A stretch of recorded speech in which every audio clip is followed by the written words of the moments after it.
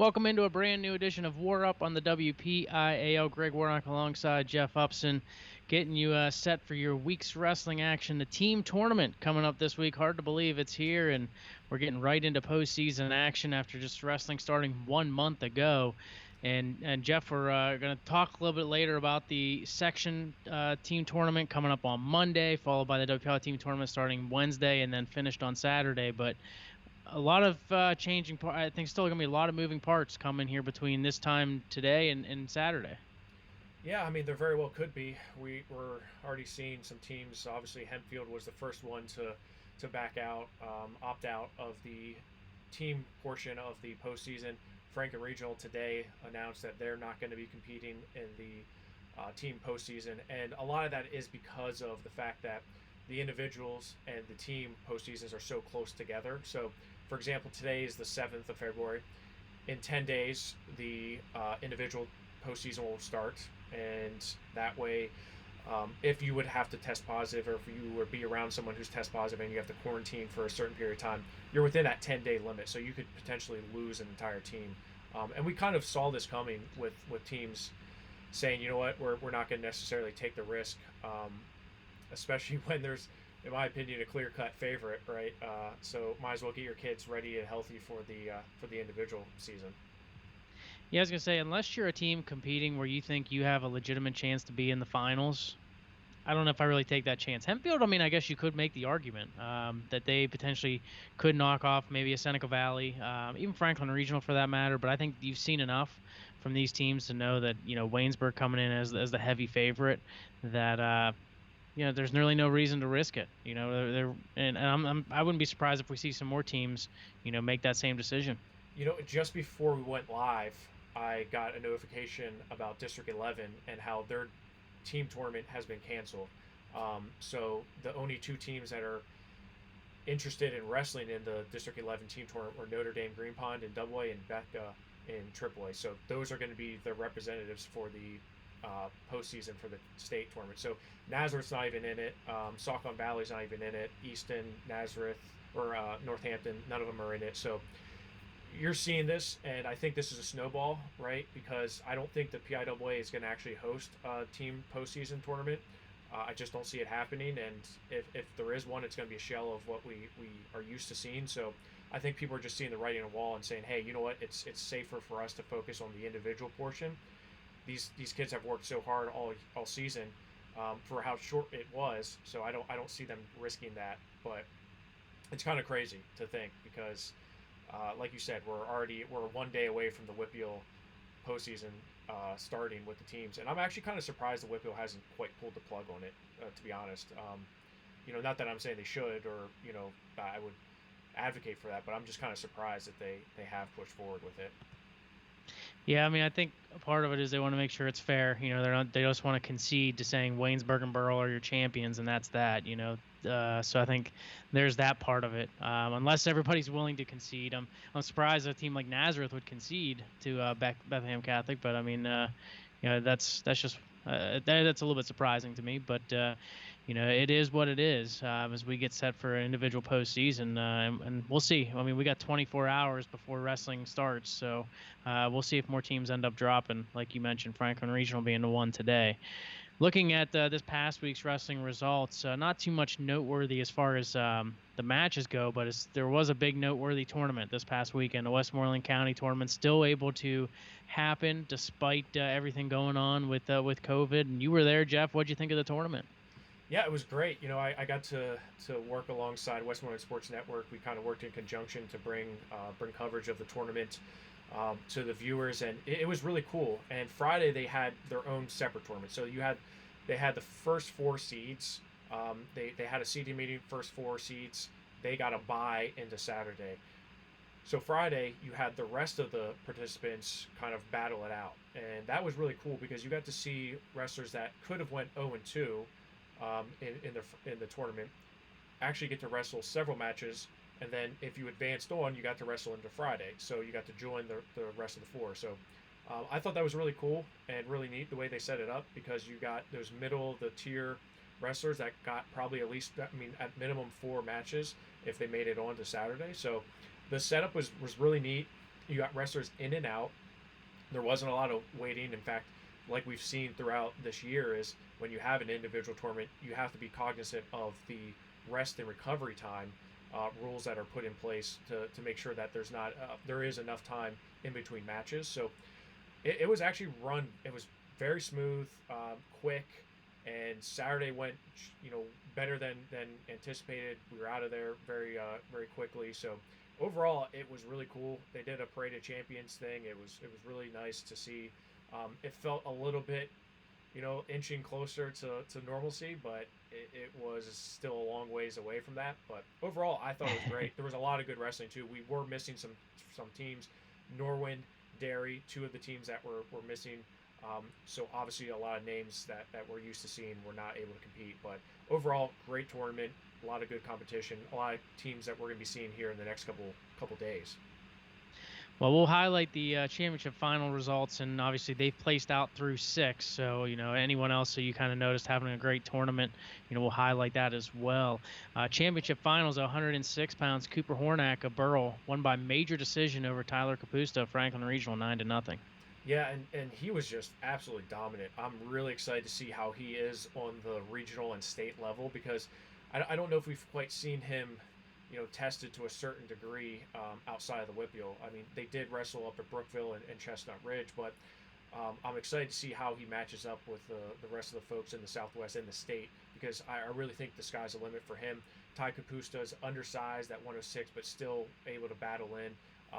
But I think this is just a testament to how good Hornack really is. 113, Vinny Kilkeary of Latrobe, a championship. He beats Troy Homan of Penn Trafford 4-0. Yeah, and this match was closer than the score would indicate. It was 4-0. Vinny was able to escape, and in the third period, Vinny got 3 near fall points. And I'm not saying he caught Troy, but it was kind of a funky position that they were in. But that was a much closer match than I think a lot of people expected. I think Troy's really made a lot of adjustments and a lot of improvements since last year. So, look, he beat Joe Simone from Waynesburg pretty handedly, and Joe Simone was a guy who made it to the Powerade finals. Now, of course, Kilkeary was able to take care of business there, but I think both these guys are going to see each other a couple more times. Yeah, I would agree with that, and definitely like the trajectory which Homan's going on right now, to ready going into the postseason. 120 pounds, Ryan Klingensmith of Kiski, a 7-0 winner over Ethan Lieben of Hempfield. Yeah, and that was a reversal, because those two wrestled at the Powerade tournament, and Klingensmith was majored. I believe it was majored. He got beat. Pretty, and it wasn't close. So for Klingensmith to come back here and win that match 7-0 was a huge turn of events for him. 120 in the WPIAL is kind of all over the map right now. You got a lot of different wrestlers that are trying to vie for that spot with a guy like Mac Church.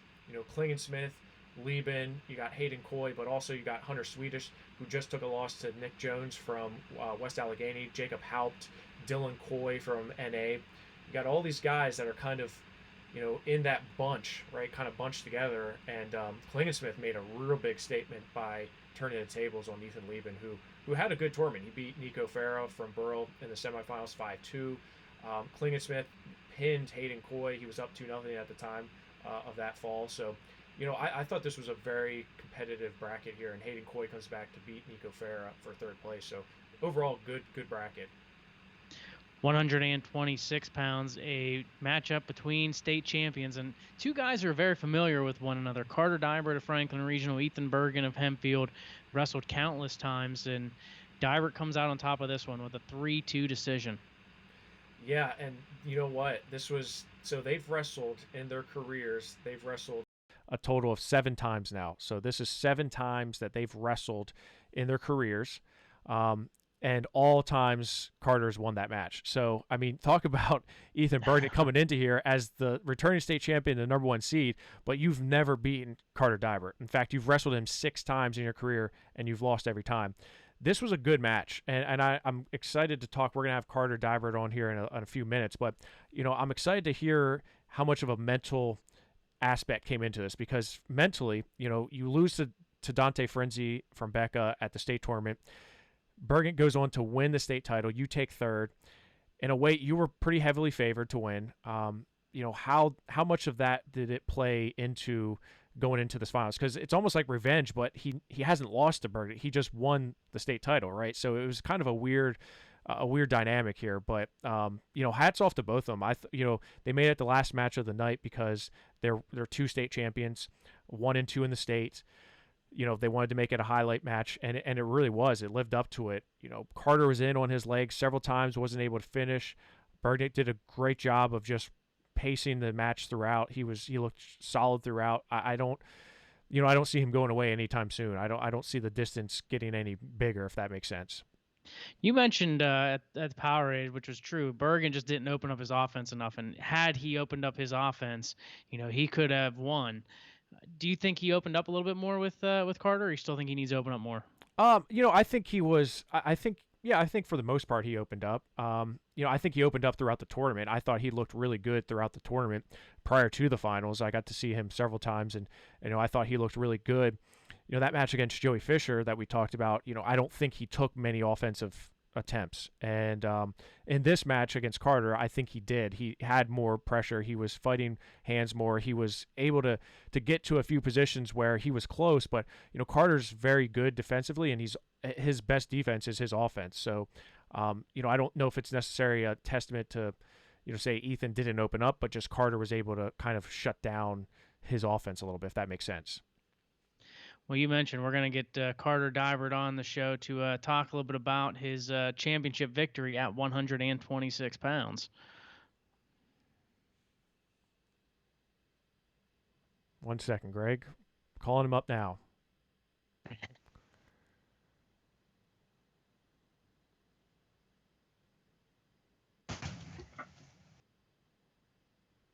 There he is, Carter Dibert. How are you doing, Carter? What's going on? I'm great. How are you? So obviously we want to talk to you about the Westmoreland County tournament. It was the featured match of the night. We had you versus Ethan Bergen, a guy you are so familiar with. You've wrestled him 6 times prior to this. This was the 7th time. You had won every match before that, but he won the bracket that you were in at the state tournament. How much of that mentally weighed into this? Because it had to feel almost like a revenge type match for you. Yeah, so I mean, we've probably wrestled honestly more than 6 times. I know, and like counting like middle school and stuff. I mean, we've wrestled literally probably a dozen times. But yeah, I wouldn't really say revenge really. I would say yeah. I mean, it's interesting like that. Yeah, he ended up winning the state tournament last year, and props to him for winning that. But yeah, I would say I didn't really think of it as kind of like revenge. I more thought of it as just like another match that I just need to go out there and wrestle. And that was like a big thing, just like not letting the hype kind of get there, just kind of just doing what I do and just wrestling. And do you feel like you opened up your offense? I feel like you got to his legs a whole bunch. It was a tight score, but do you feel like you opened up and you were able to get to your attacks? Yeah, I would say I did, but I'd say that there's definitely still room to improvement there. I know that's like one level that we're just gonna keep working on, just like keep opening that offense and keep pushing the pace all 6 minutes of the match. So yeah, I think I did a solid job there, but for sure room to improve. And we saw you at True Power. You had a good match there against Cole Bisco, and now you're back to action. You're winning the Westmoreland tournament. You were a state champion as a sophomore, 3rd as a junior. Sum up your time here at Franklin Regional. Sum up your experiences and really, the ups and downs that you've gone through in the last 3.5 years. Well, yeah, there's definitely a ton. I mean, yeah, this group of guys, I would say, like for sure this year, like the group of guys, like we're just kind of like, just feels like special. Like we have a really great team bond with each other, and like throughout the 3 years, and especially this year, like our room is just like we like build off each other. So like say one guy's having like a down day, the rest of us try to like pick him up and like boom and get like a good practice in, or like whatever, kind of like that. And especially through the pandemic, it let our team bond and team like, just kind of like strength together, like build a lot. So yeah, I would say that's like this year. And then it was cool like last year before, like I know like my sophomore year was a pretty cool year because we had three guys in the finals, me, Right. Finn, and Colton, which was awesome. And then Zach McCann also qualified. But yeah, that was like awesome. And like kind of as a freshman, you're just like really wide eyed. But I really think that Coach Matt Levy, Greg Sill, Coach Tim Florian like do an awesome job at kind of creating that bridge between kind of like middle school wrestling and high school wrestling, and they really have the practices as like a college level practice, which I think is awesome. And like they just care for you. Like there's just a lot of things that I feel that I've learned from them throughout these 3 years that are gonna carry. I'm gonna carry with myself through the next 4 years and probably through my whole life. Yeah, you definitely have a great wrestling room, Carter, to be in with those coaches, an awesome staff to work with. You look at your overall your success, right? Being a state champion as a sophomore, then you didn't get the finish you wanted last year, but then you commit to Arizona State. So exciting. So just kind of talk about your motivation and what you're looking forward to here in this season, because you have a great career obviously in front of you with Arizona State, but I'm sure you're kind of at the same time motivated and frustrated, like I should have been a state champ last year too. So I want to get back there this year. Yeah, of course. I mean, that's been last year, and I mean, it's meant to be. So that's really what I believe is it was just meant to be.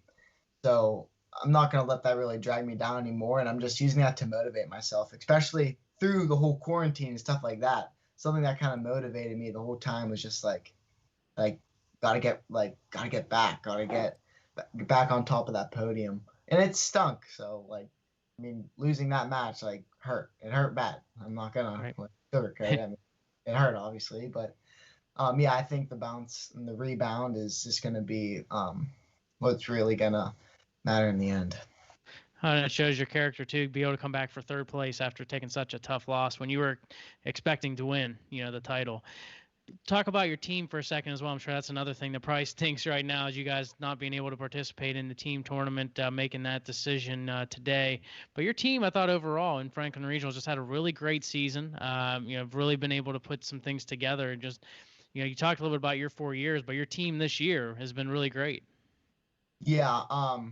So yeah, it does stink that we're out, but I mean, really, we all just kind of came together, coaching staff, administration, the guys on the team. We all kind of came together and just felt that that's what was best for all the individuals on the team. Whether it be your goal to make it out of the subsection to the sections, whether it be your goal to make it from the super region to states or to win a state title, we just felt that that would be the best decision and would create the most opportunities for our team. No doubt. Well, hey, thanks a lot for joining us on the show today, Carter. It's always a joy to chat with you, and best of luck as you head into the postseason. Yeah, awesome. Thank you for having me. Thanks, Carter. Appreciate it. Have a good one. Carter Dibert of Franklin Regional, kind enough to join us on WarUp on the WPIAL, and always a good kid, just a great kid, and phenomenal to talk to. He's a great kid. It was a pleasure hosting him at True Power. He's a really good student athlete. He's just a good ambassador for the sport, and Arizona State's lucky they got a good one here. Yeah, no doubt about it. Let's go ahead and move back into the Westmoreland County Tournament. 132 pounds, a big win for Briar Priest of Hempfield. He defeats Nate Roth of Latrobe 2-0. Yeah, and that was, the second time they've met this year. Priest was able to win the first time around, and Roth had a nice match in the semifinals with Dion Lyons from Valley. Man, he's a funky wrestler. This was the first time I really have seen him probably in a couple years, and he looked really good. He was a regional 7th place finisher last year, but Roth was able to beat him 10-6 and then, of course, set up that rematch with Priest. But, Briar Priest just continues to chip away. I like the way he's been wrestling this year. It still amazes me coming up from 106 to 132, and he's right in there, with the best of them. So I'm excited to see here in a couple weeks where he ends up. 138 pounds, Finn Solomon of Franklin Regional wins the title, a 3-1 winner over Lucas Capusta of Hempfield. And we talked about Troy Homan and how many leaps that he's taken, I think, since last year. Lucas Capusta is probably right in that same boat with somebody who I feel has really jumped levels because, I don't know if he was obviously a big name coming out of junior high, but I don't think he's really hit his true potential quite yet. And I think we're starting to see a little bit of that. Finn Solomon was able to get the win, but Capusta pushed him, and I think that's a good sign for him moving forward. 145, Mario Sarnik of Franklin Regional, a Tech Fall winner over Nolan Dare of Hempfield in the finals. Yeah, and this was an interesting weight class because Cody Kaufman from Greensburg-Salem was your top seed. He's up from 138. He's competing at 145 now. Mario Sarnik, who is a guy who was injured all last year, he was out the whole season, was a regional qualifier as a freshman. I kind of forgot that he was still around, and head coach Matt Levy was like, yeah, Mario Sarnik's, he's a tough dude. He was just out the entire year last year because he played football. Now he's back in the lineup, and man, he looks good. 17-4 in the quarterfinals. He beats Kaufman 6-2, and then gets a Tech fall over a solid Dare from Hempfield area. So Sarnik is just another piece to that puzzle, and I was so impressed with Franklin Regional yesterday, and really Friday as well. They really came to wrestle. Matt Levy and his staff really got the entire team amped up, ready to go, and you saw performers who we're going to talk about in a little bit, Garrett Thompson, but Mario Sarnik, Carter Dibert, all throughout that just are wrestling very solid, and it's very impressive considering, how they kind of started the year, and maybe I'll say a lot of it under the radar, and they're really wrestling well now.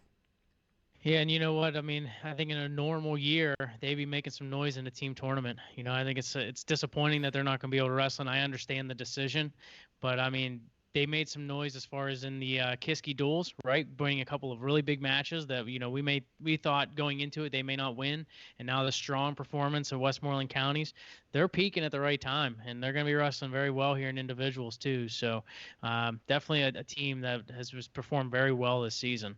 And you mentioned Thompson at 152. I think he probably had the highlight win. Defeats Ty Linsenbigler of Hempfield 5-3 in overtime. And that was a wild match. Greg, I don't know if you got to go back and watch that or not, but it was a great match. And Garrett Thompson, I think we're going to – I made sure a note of this because I knew we were going to talk about the finals a lot, but I don't want to gloss over the fact that he beat Jack Pletcher by fall up 5-0. I mean, he went out and beat a very good Jack Pletcher and made it look like it was nothing in the semifinals. I really think Garrett Thompson has grown into the weight at 152 and really is finally at a weight where he looks mature, he looks comfortable, he looks just kind of comfortable on the mat. So I can't wait to talk to him because, man, he won the OW. He was the guy everyone was talking about. So, obviously he had that huge win over Ty Linsenbigler, a two-time state medalist. So, Thompson's a guy who he's not committed to college. If you're a college coach listening, he's a guy you probably want to call. And it's in a loaded 152. We've been talking about it, all season long about how strong 152 is when you have the top 4 or 5 guys in the entire state of Pennsylvania, all within that super region and really all within the WPIAL. And you're going to have to throw Garrett Thompson in that mix with that big win over Ty Linsenbigler. And you mentioned we're going to go ahead and get Garrett on the phone and to chat with him a little bit about his strong tournament. Yeah, you mentioned it, man. Garrett is kind enough to join us. Let me pull him up on the screen here.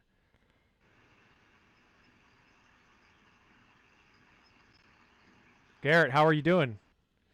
Good. How are you? Thank you for having me on. Absolutely. We just got done talking to your teammate Carter, and obviously that was a huge match that he was in with state champ Ethan Bergnick, but you also had a huge match with Ty Linsenbigler, 152 pounds. Garrett, just talk to us a little bit about first that semifinals match with Jack Pletcher because, obviously a lot of the focus is on that finals match, but I thought you went out and wrestled Jack Pletcher like a madman. You went out, took him down, turned him, and then pinned him. Talk about that match. Yeah. Well, leading up to that match, I kind of try to keep the mindset the same for every match, no matter who I'm wrestling. So don't really try to get too involved in the names or anything like that. But I just knew I needed to go out and get to my offense, my attacks, and dictate the pace of the match, and that'd carry me through. So my coaches were in my ear tell me I'm good and just push the pace, go out there and do my thing. And they see how good I wrestle and practice and in other places. And so I just went out there and did my thing. And of course, in the finals, you had Ty Linsenbigler from Hempfield, who's a guy, at 52, probably going down to 45, but he's a two-time state medalist. He's going to Lock Haven, obviously one of the top guys in the state. And you came out and that was a war. I mean, you guys were just battling. How'd that feel to get that win and just to, persevere through that, because that was a long, grueling match for you. Yeah.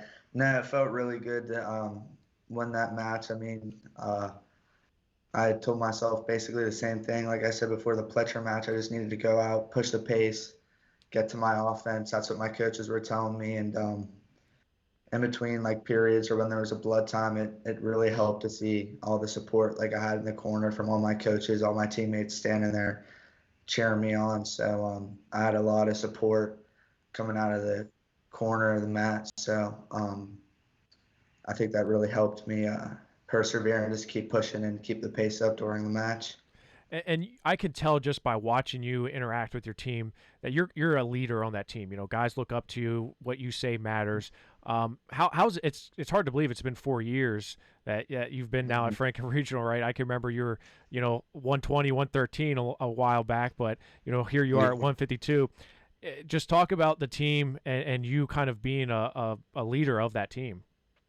Yeah, no, I mean, I really love the team I'm on, like right now. I think we're all super close and everyone gets along and kind of brings each other up. There's just like so much support, like in practices and matches. We're always out like watching each other and cheering each other on.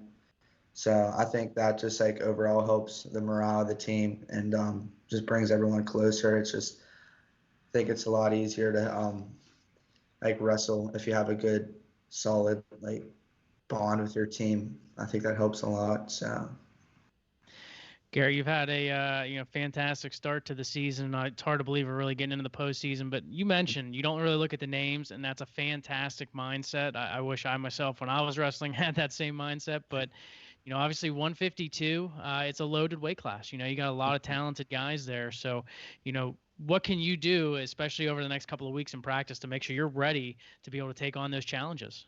I'd say just keep working hard in practice. We usually run through a pretty good, solid workout every day. So and then also on my own, getting extra workouts in off the mat, and staying strong, getting lifts in. So just doing everything right, having good nutrition, just everything good to compete. And then you also Carter mentioned about the wrestling room and the coaches you guys have, just fantastic staff, Matt Leby, and the crew. Talk a little bit about the room and your coaches, and how they're going to be a big key factor in getting you ready for the postseason. Yeah, I think our coaches do an awesome job. There's no other few people I'd rather have in my corner than my high school coaches. They always have like the best attitude going into practice. They're all they can tell like if people are dragging a little bit or not feeling good, and they're always super positive and try to bring everyone up. And they just try to have a lot of fun during practices, which is good. So there's always good spirits in the room, no matter what. Garrett, I was before we brought you on, I had mentioned college choices, and you're not committed to college yet. Is that correct? Correct. Yes. I think of it almost like Mason Spears. Mason Spears is a guy who, it took him to his senior year to really start getting those phone calls and those letters from college coaches. And I feel like you have turned a lot of heads just in the last couple of weeks. Have you given any thought to college and what are your aspirations post high school? No, I would love to wrestle in college. That's been a goal of mine ever since I was a little kid. So I'm definitely looking forward to continue my career somewhere 100%. So yeah, I'd love to wrestle in college. Awesome. Well, we can't wait to see you do that as well. Well, Garrett, congratulations on winning a Westmoreland County title, and best of luck as you head into the postseason. And we look forward to seeing how the weeks unfold. All right. Thank you. Thanks, Appreciate Garrett. it. Thank you. Thanks, Garrett. Jeff, we look at the shortened season, you look at the condensed postseason, and you talked about Mason Spears not getting, making his decision until his senior year. I think there's going to be some college coaches that are going to miss out on a guy like Garrett Thompson because in a regular, normal season, in a normal postseason, he's going to be getting a lot more looks, a lot more phone calls. And, although he's probably getting some of those, right? Don't get me wrong. I just think, he's a guy who's going to probably he's not going to have as many opportunities as he potentially would in a normal season. Yeah, I mean, unfortunately, you're right. Unfortunately, that's kind of the way it's been with COVID. Not only is there a dead period that's still in place, but you can't go on campus, right? You can't visit these schools that you've never seen before. It's tough, man. It's tough on both sides. It's tough for college coaches and programs, but it's also tough for these guys like Garrett Thompson that are trying to make a name for themselves. And it's almost like everyone's just in a holding pattern. Everyone's stopped. And it's guys like Garrett that are suffering from that. But hey, that's kind of our job is to get these names out there. And I can't tell you how many college coaches contact us and try to pick our brain about who's the the kids that to keep an eye out for. So I feel like it's our responsibility to kind of get those guys out there and get their resumes out there because like you said, there's a lot of good guys that just they're not maybe the top 10 or 15 ranked in the class of 2021, but man, there are a lot of hidden gems in there, that's for sure. Well, and you look at 152, right? I mean, if you're looking at purely just the state tournament, will we see Garrett Thompson because you have AHR, you have Rocco Welsh, you have Panero Johnson, you have Jared Kessler. He upsets one of those guys and gets in the state tournament. Absolutely. He's getting a lot of looks, but in a normal year, he's making the state tournament. This year, it could be tough because of that super region. Yeah. I mean, heck, it would be tough in a normal year too, right? You got, I mean, with the WPIAL, Rocco, 3 of those guys, all Ali, and then Jared Kessler. You throw him in there. Ty Linsenberger, who I believe is going down to 45, so that clears up a spot. But you got a lot of tough guys there, 52. So yeah, I mean, in a normal year, his chances would be obviously a lot better. But you throw in the super region, and man, you're right. But Garrett had a great weekend, so I think that's going to help him get prepared. And honestly, I look at Franklin Regional, and Carter kind of touched on this, that it was a team decision to not compete in the dual team tournament, which I'm completely fine with. Franklin Regional, yes, they're good, but everyone knows a healthy Waynesburg team is just they're the team, right? There's no ifs, ands, or buts about it. Waynesburg is that team. They beat the second best team, Seneca Valley, by 30 points, right? They're that good, right? You look at the risk. Mark Billett always says, "Is the juice worth a squeeze?" And I think you look at this the dual team tournament the same way. Is the juice worth the squeeze? I don't know if it is for a team like Franklin Regional that has all these tough kids that are looking to advance through the individuals. So not to get off on a tangent, Greg, because I'm sure we'll talk about that later. But I just think it's important to note that these decisions are made based on reality and based on what's the best interest of those programs.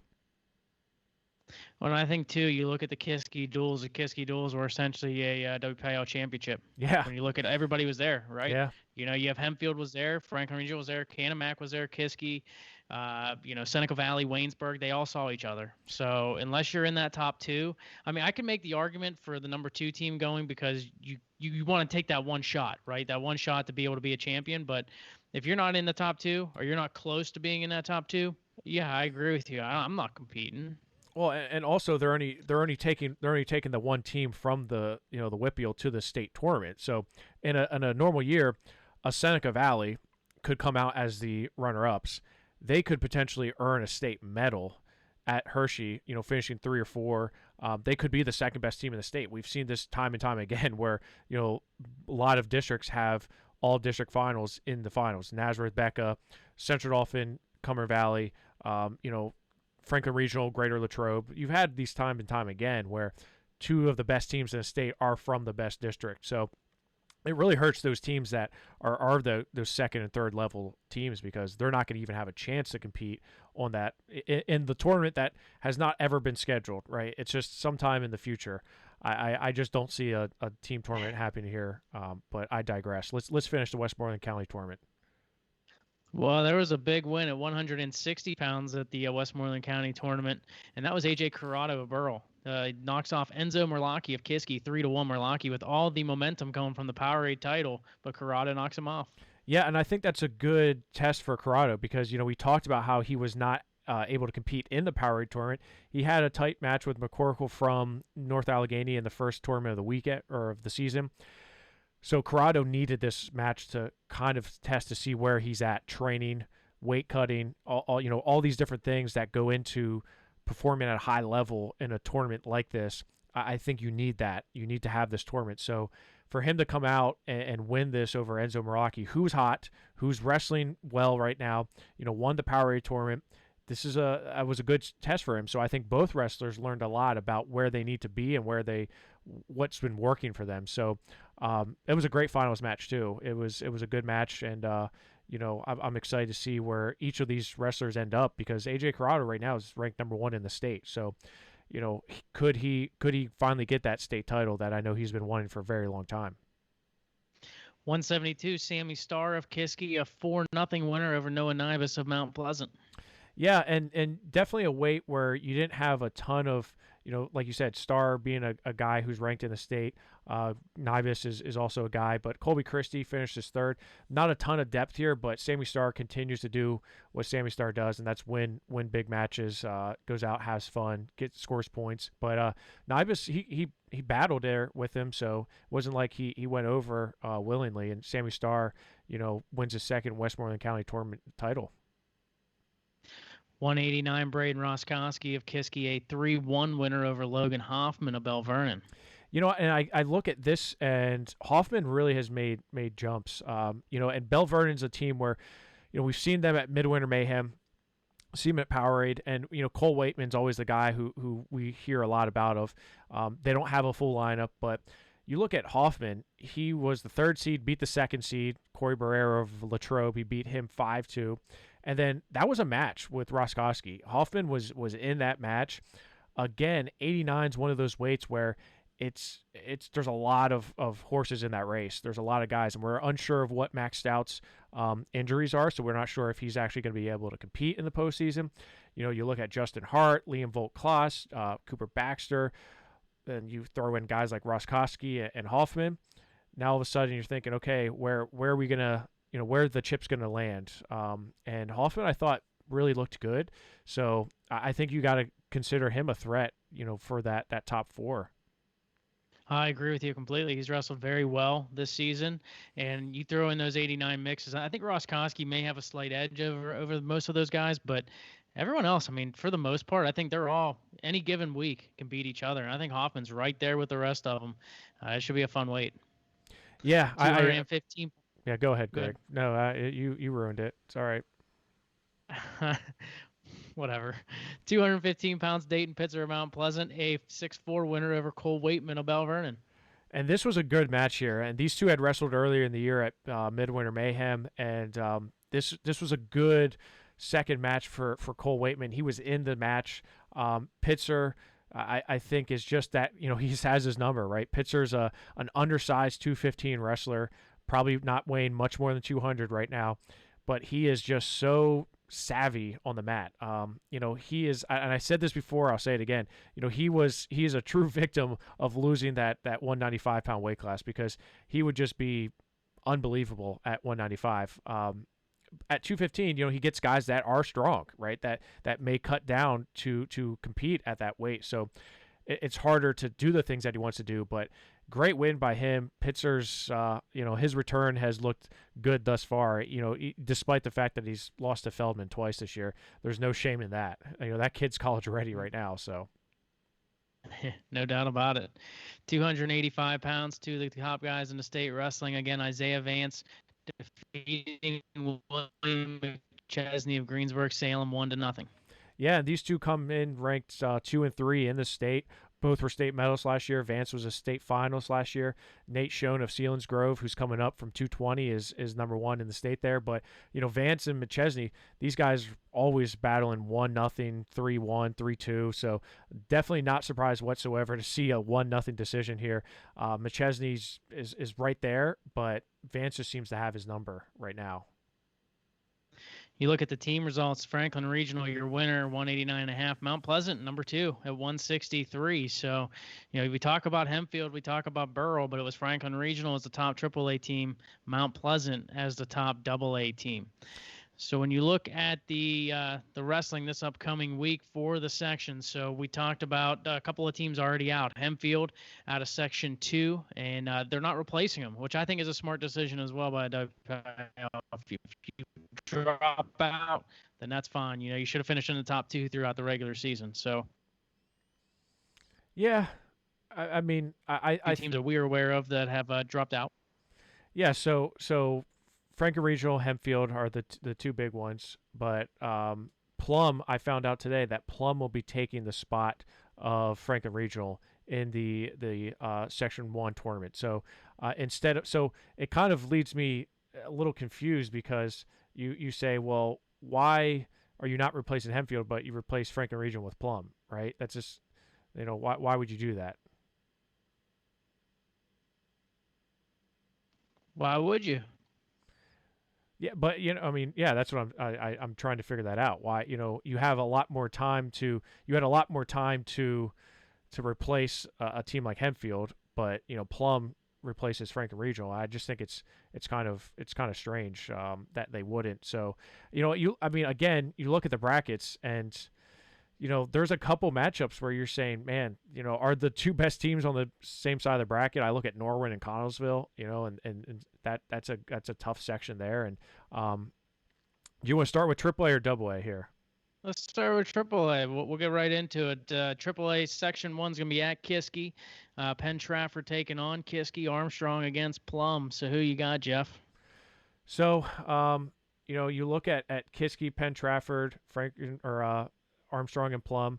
I'm going to take – now, Kiski lost to Penn Trafford, but I'm going to take Kiski to win it and Armstrong to be in the finals against them. So you look at the bracket there.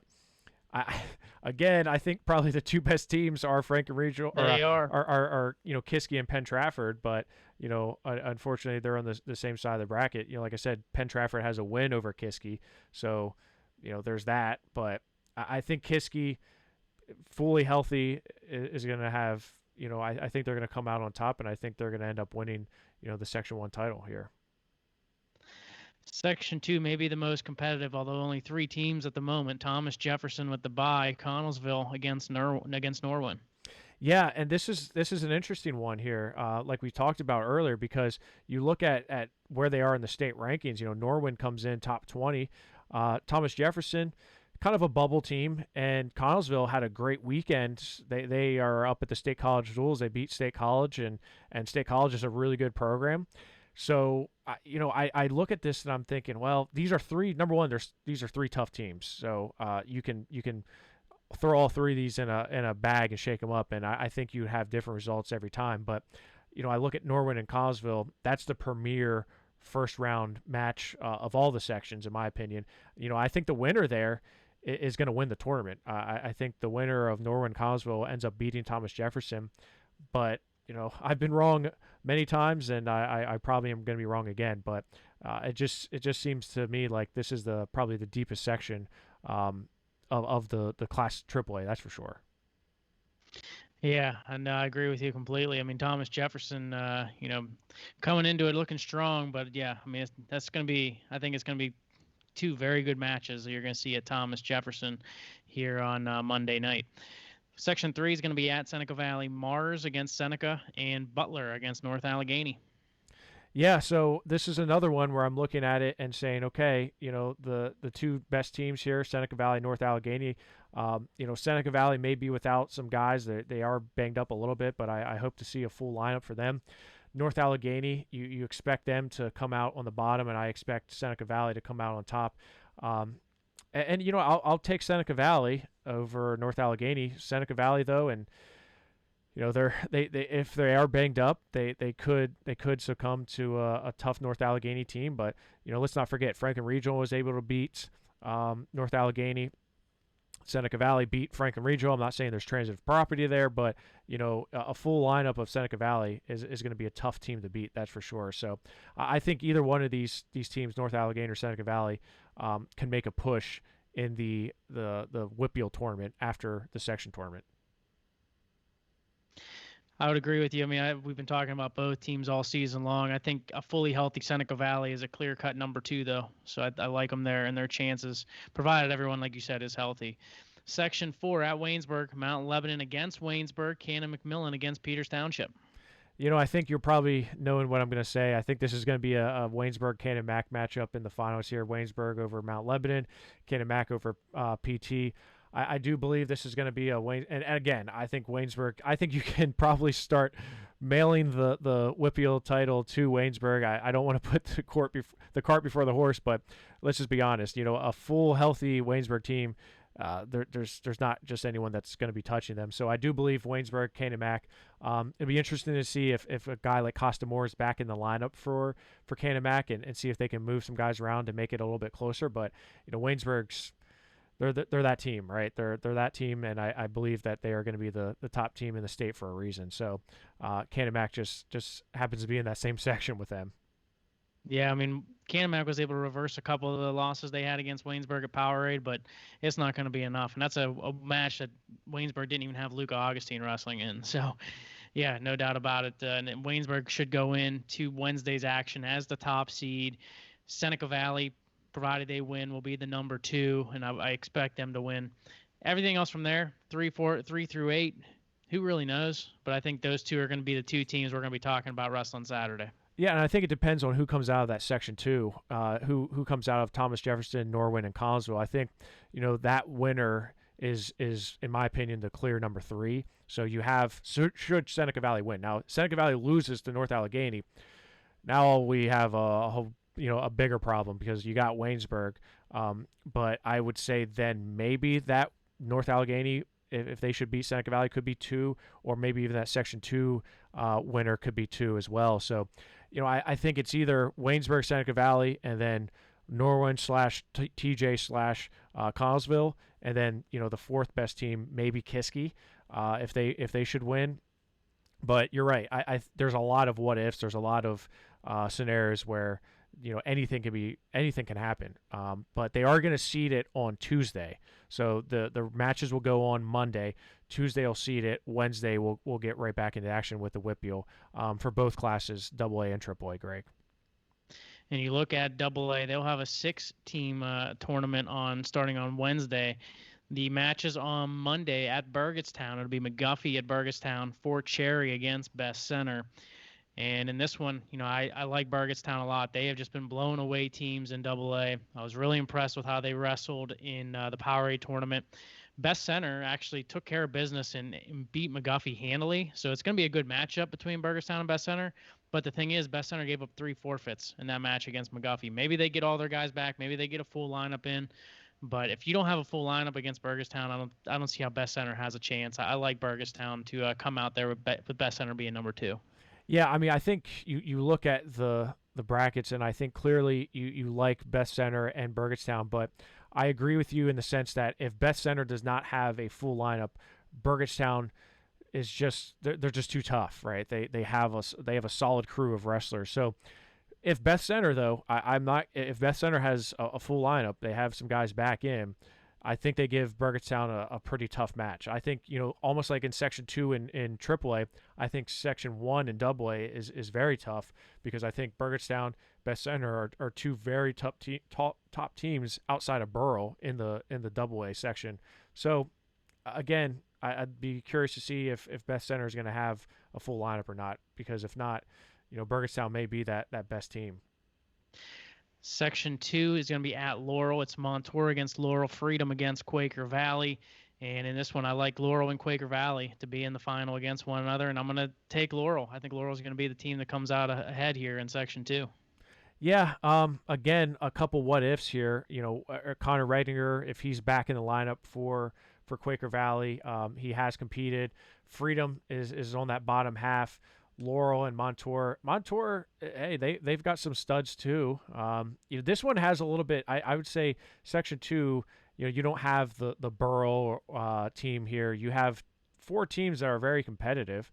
I agree with you. I think Laurel and Quaker Valley are probably going to end up getting to the finals, but and maybe it's just because I've seen Laurel more this year. I do believe that they're going to be the team to beat here, but I would never count out Quaker Valley, especially with Connor Redinger in the lineup, because those guys just, I don't know, they know how to wrestle, and they wrestle tough, and they're never an easy out. That's for sure. Yeah, I mean, I think the big thing that both teams have their studs, right? I think the big thing for Laurel is they were able to fill a full lineup, and I think that's a big thing here in Section 2. Section 3, Mount Pleasant against Valley, Derry against Burrell. The wrestling action is at Valley. Here, I think it's Burrell and Mount Pleasant. They're going to be taking on each other, and you can't count it. I like Burrell here to win it. All right, so Burrell wins it. Okay, is Mount Pleasant, are they competitive in this match? Because Burrell and Derry, at one time that would, at 1 year that could have been a WPIAL finals, but Mount Pleasant Valley has, I think, 4 or 5 wrestlers on the team. I don't think that's going to be much of a match, obviously, but Mount Pleasant and Burrell, you saw Mount Pleasant come off a very good Westmoreland County tournaments. Can they battle with Burrell? I mean, let's be serious. I mean, do they stand a shot there, Greg? I think they stand a shot. Yeah, I think they're competitive. I don't think they're going to roll over by any means. I don't think it's going to be a 40 points difference between Burrell and Mount Pleasant. But I do at the end of the day, I don't think they have enough guns to be able to keep up with Burrell as far as a full 13 match. But at the end of the day, yeah, I mean, I think it's going to be closer than some people may think. But I think Burrell wins that one. And I think it's going to come down to what's going to make it interesting, though, is the seeds. Because you have Burrell, you got 6 teams going into it, right? So you either want to be the 2, 3, or the 6 to stay away from Burrell up top. And I think the winner of Section 1 is going to be the number 2. So Burgestown Best Center, and I like Burgestown. But then who do you give the 3 to? Especially, we'll see. I guess it depends how close Mount Pleasant keeps it with Burrell. But I think Mount Pleasant's probably the 3. And I think, you're going to put Section 2. You could have a rematch of Section 2 again on Wednesday. I think there's no doubt that Mount Pleasant is that third team, to be honest. I mean, I don't see how they're not. Just with how they've been wrestling this year. And you talk about how important it is, especially in AA. If you can field a full lineup of 13 wrestlers, you're already in a lot better position than most of the teams. Unfortunately, that's just the reality of the situation, especially this year with COVID. So you look at Mount Pleasant, you look at Burrell. I like if Burgestown should win. I believe that they'll be the second, right? So Burrell, Burgestown, but I think Mount Pleasant is really the number 3 team here. I don't know. Maybe that's because I've seen them a whole lot, and I think they're really tough. But then maybe you have a Laurel team as that 4th seed, and I don't know. I think again, we talk about this every year. It's always Burrell and then next topic. It's always Burrell. Who else, right? So yep. I feel like this year is no different, right, Greg? Yeah, no, I'd agree with you. And, I don't think, Burrell's not as deep as I think they have been in past years, but I think they have the studs. They have solid wrestlers at so many weight classes that, they're going to be tough to beat. And, I think Burgestown's still a little bit of a young team, right? I mean, they graduate a couple guys. They still have a couple guys who are there who are seniors. But at the end of the day, they still have some younger folks, stepping into big roles for them. And Mount Pleasant, they have their studs, but then, do they have enough juice behind the rest of those studs? So, I think it's going to be a great matchup between Burgestown and Mount Pleasant as well, going into it, and then, to try to dethrone Burrell. But, right now it's hard to say anyone's going to knock off Burrell. Yeah, and, I hope that happens, right? I hope everything goes as planned for the WPIAL. I mean, obviously with a lot of teams backing out, and on the screen you'll see here the postseason schedule here. So obviously AAA and AA both wrestle on the 8th, which is tomorrow. You have the team section championships, and then Wednesday. So Tuesday they meet and they form their brackets. Wednesday will be the WPIAL tournament semifinals, essentially, right? And then the WPIAL championship will be on Saturday the 13th. What do you think the setup's going to be like? Because you got 4 teams that advance on to the sectional tournament, and then you have the 2 finals matches in the WPIAL championship. What do you think the time schedule will be like, Greg, for that Saturday on the 13th? Well, before we get to that, let's first hear from Nick Fuller of Tactical Mind. Want to give him his credit where it's due for all the work he's doing for the wrestlers this upcoming season. Absolutely. This is the Tactical Mind, and I work with athletes in the field of sports psychology as a cognitive performance coach. Within 5 minutes of talking to a parent, they make the connection right away that this would be great for my kid to have when they're in college, when they're just going through the ups and downs of high school. Who wouldn't benefit from having more self-awareness? Who wouldn't benefit from having the ability to self-regulate our emotions and our counterproductive thoughts? Who wouldn't benefit from having more optimism, not just on the field, but in life?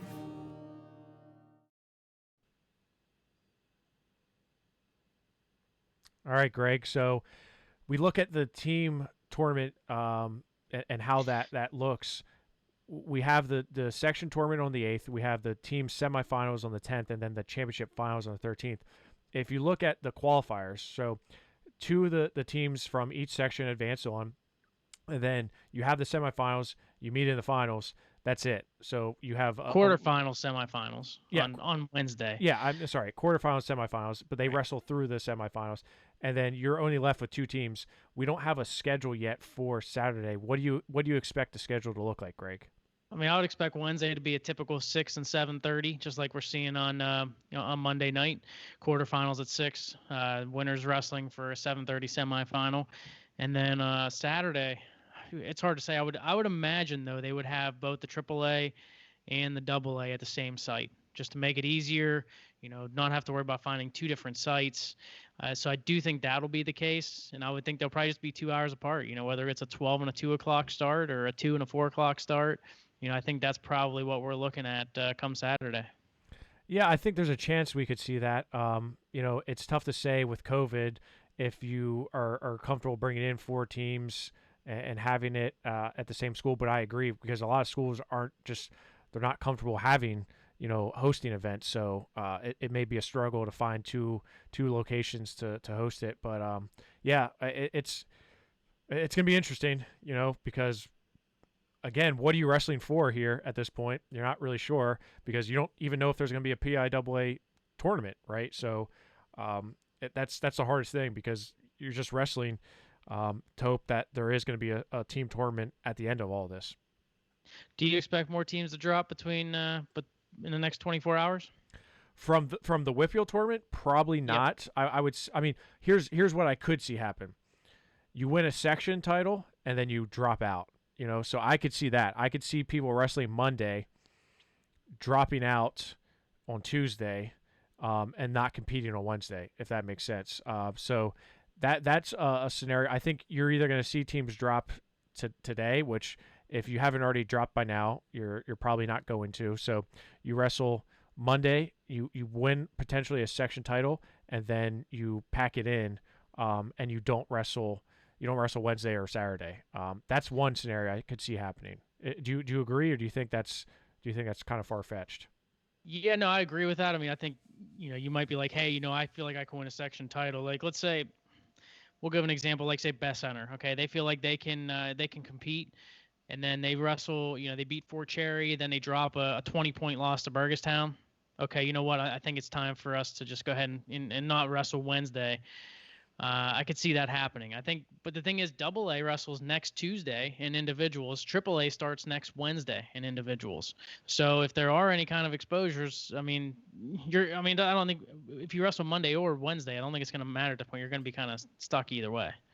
Yeah, I don't. If you're going to drop out, you should have dropped out today, prior to Monday, because like you said, that 10-day quarantine. If you have a wrestler who tests positive, or you have a family member who tests positive, and one of your big guns is out, now you're out to 10 days, but you're still going into the individual postseason in both AA and AAA. So really, if you're going to drop out, it would have made sense to do it on Sunday, like today, rather than Wednesday after winning or Tuesday after winning a section title on Monday, right? So Yep.